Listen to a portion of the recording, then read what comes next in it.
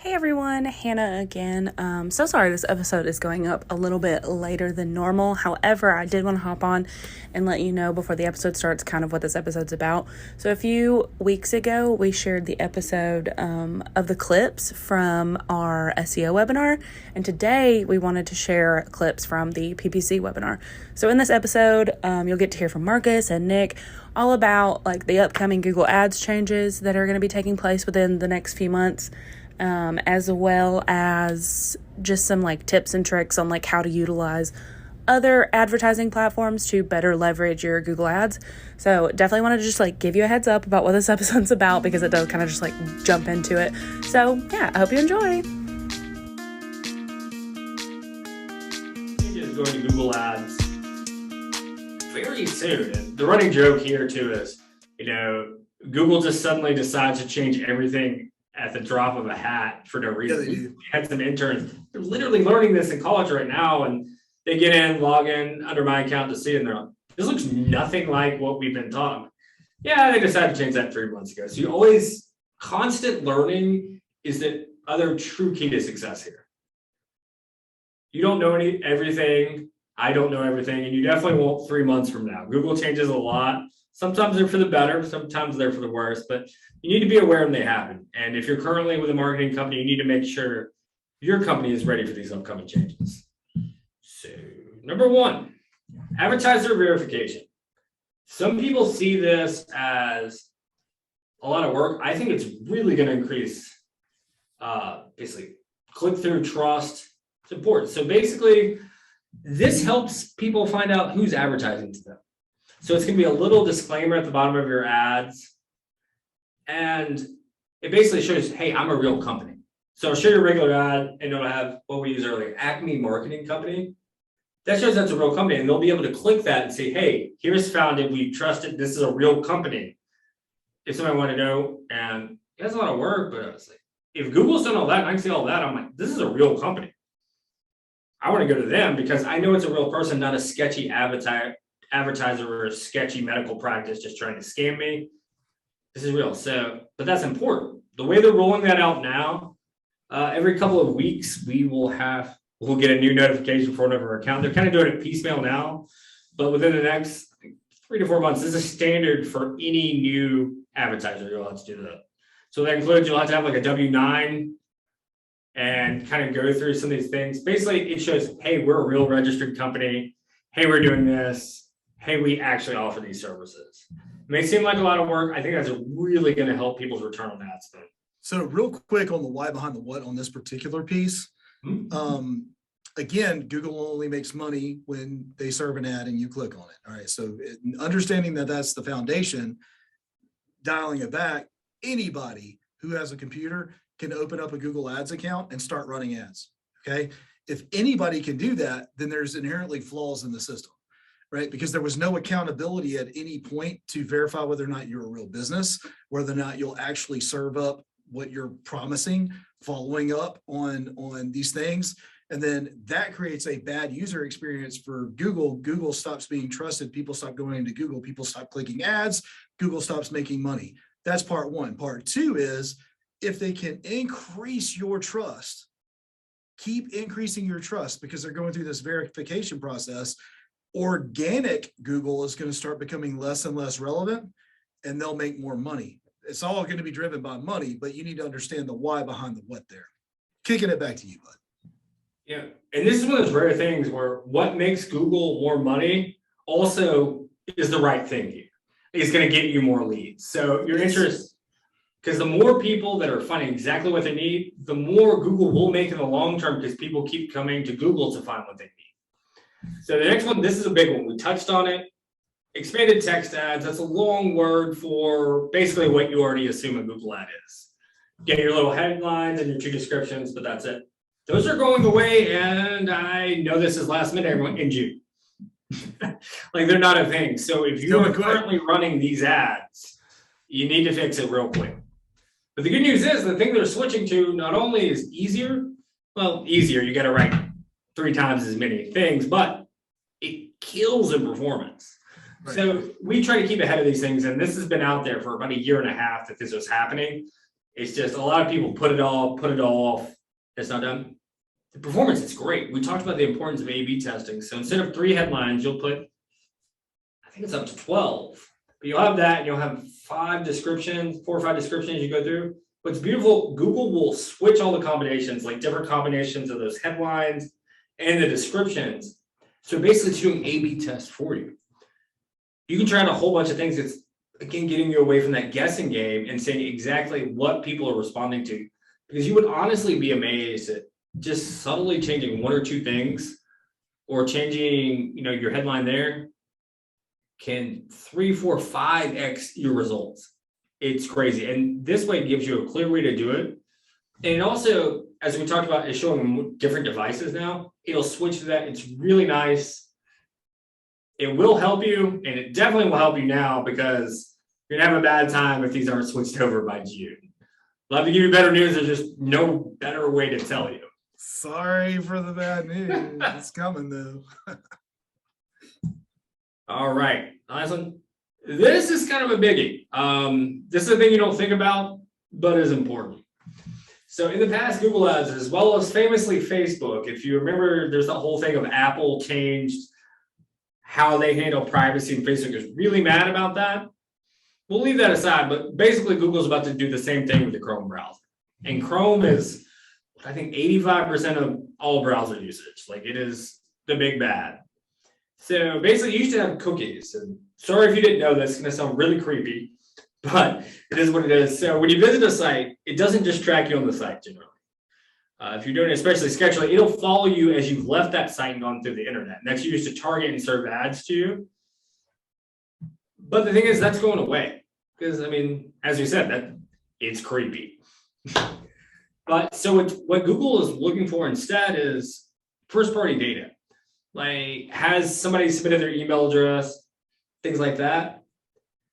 That's what they want to target on. And the really good thing about this is, again, this is a change to do the right thing that I really feel like is going to increase your conversions and your sales. Because what you can do now is you can take an existing customer list and, just names, email addresses, and even this is HIPAA compliant, because there's a really technical term for it, but it'll take that, hash all that, splice it up so no one can ever view it. But then Google can find other people that are similar to the people that are already your customers and serve them ads. So not only did you really increase and really show your ads to the right people based on your existing customers, it's all privacy safe. So it's a win-win for Google, for privacy, and for your business. Because again, that's getting exactly to the people you want based on the people you already are. So that's a big thing. If you're relying on a whole bunch of tracking and cross-thing, this is really going to affect next year. They may push it back a little bit, but this is a huge thing. It may seem like it's far in the future. It's not. And you really need to make sure this isn't going to mess up your whole thing. Because if you set up your retargeting campaigns, which we talked about, very important on getting that second and beyond touch, they will break. Again, sorry, I've been the fun one. This is the serious part that you really need to be aware of. Because if you wait until the last minute, don't wait until it's broken to fix it. Because that's when everyone else is. That being said, there's opportunity. Because not everybody is taking it seriously. And if their ads break because they didn't pay attention and you're there killing it, that's going to take your business to the next level. For real. Yep. All right. Those are the big ones. There's a couple other ones. Those are the ones you really need to know. So with that, with these ongoing changes across platforms, Facebook, Apple, Google Chrome, all that, we talked about different tools for different tasks. You shouldn't just rely on Google Ads. You shouldn't just do Facebook. You shouldn't just do tests. They each have their place, and all this works best when it's part of a system.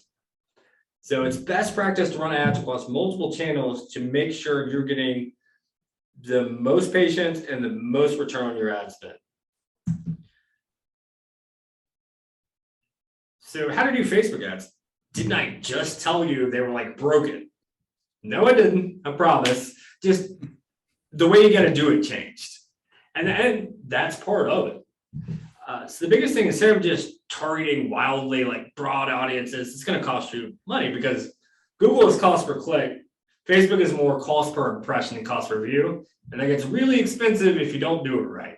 So that being said, you can take all your conversion, targeting, and audiences gathered from your Google ad campaigns. You can actually import that directly into Facebook. So you don't have to guess who your audience is, which for a lot of Facebook campaigns, that's the expensive part, is having to figure out all that from scratch. You already know what works and what doesn't. You can import that directly in Facebook. And it's really good at retargeting, because the key to doing effective retargeting is not to seem like you're retargeting.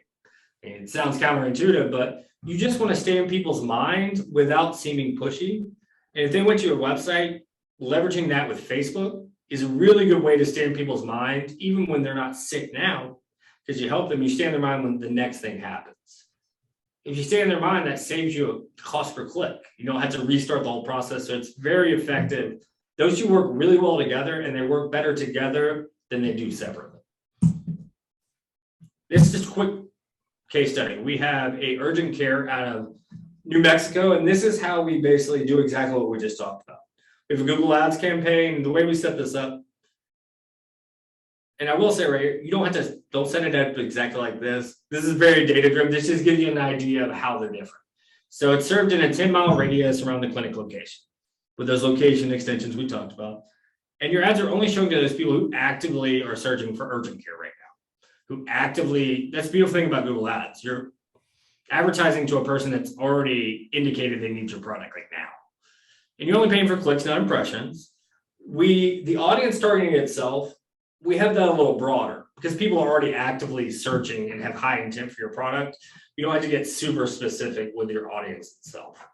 And you have less views, because we talked about impressions didn't matter. This is a great example of that.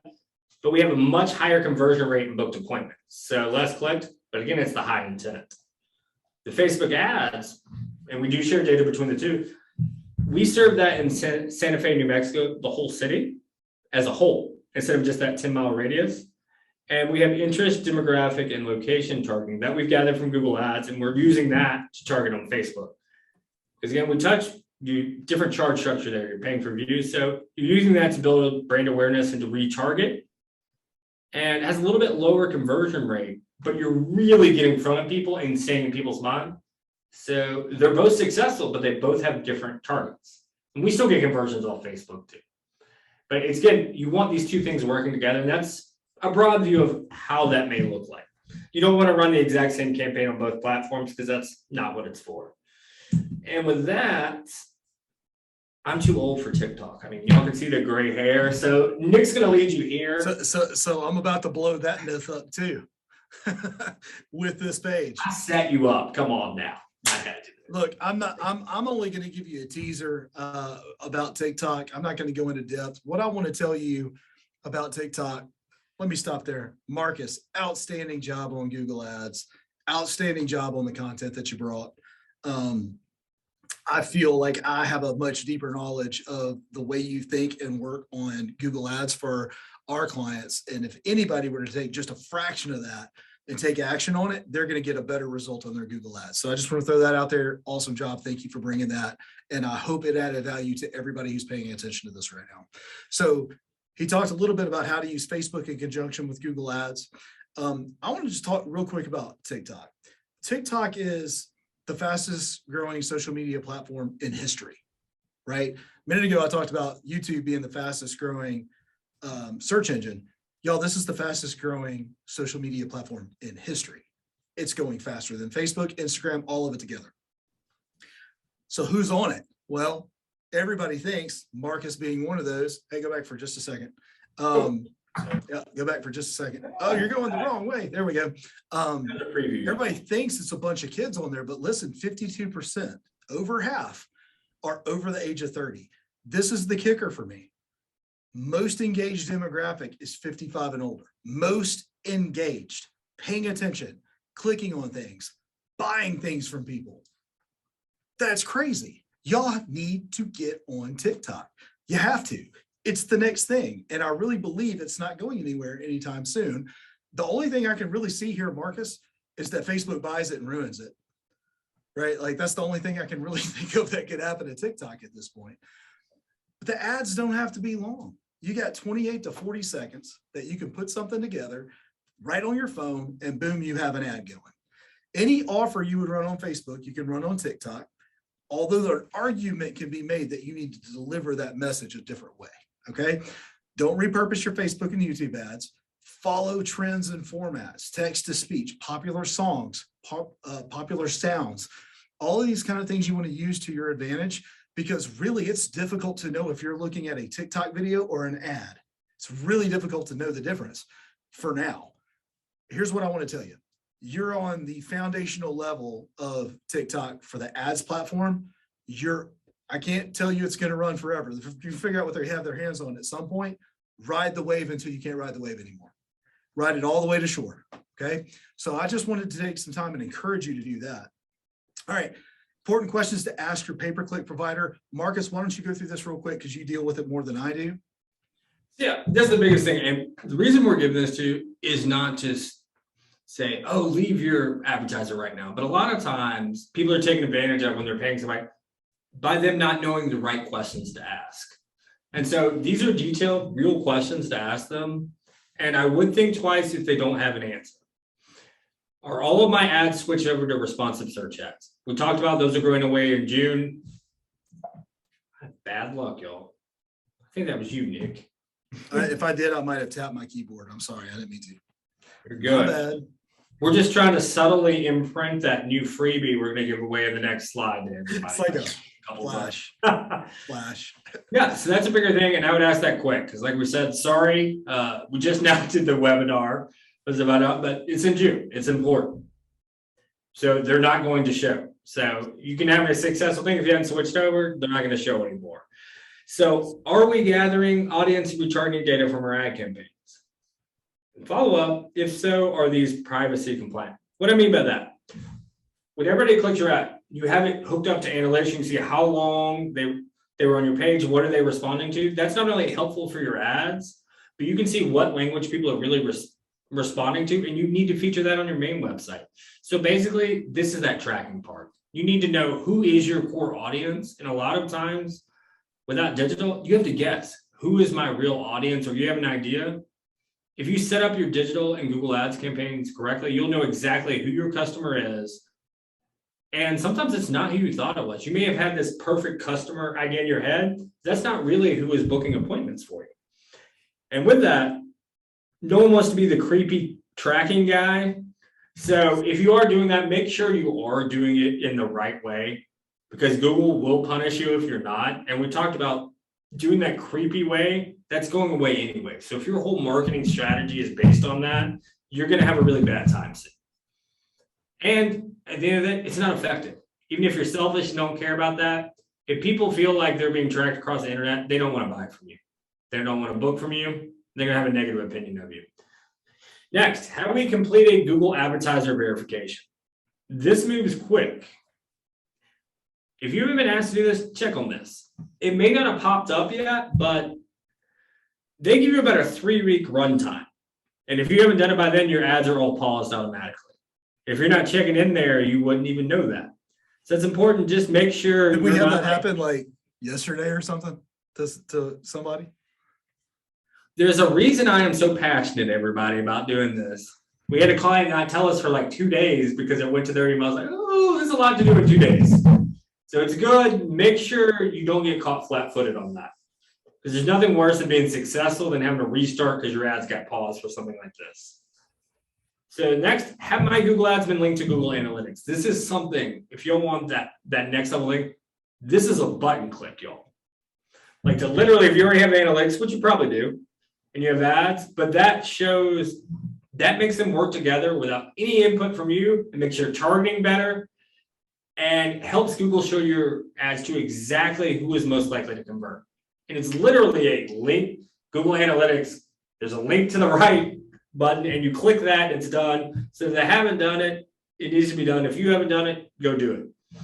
It'll really help. And you need to know what conversions that you're actually tracking. If you haven't set any conversion tracking up, be worried. But also look at what they actually are. I mean, are they counting a click as a conversion? Or a page view is not a conversion. I hate to admit, I wish it was. My numbers would be much higher, y'all. But a conversion is like a real conversion, like a contact form or a call. There are specific use cases, but there's a reason I gave you that small list. because those are the things that are not only going to be a conversion, they get you more revenue, profit, and patients in your urgent care or any medical practice.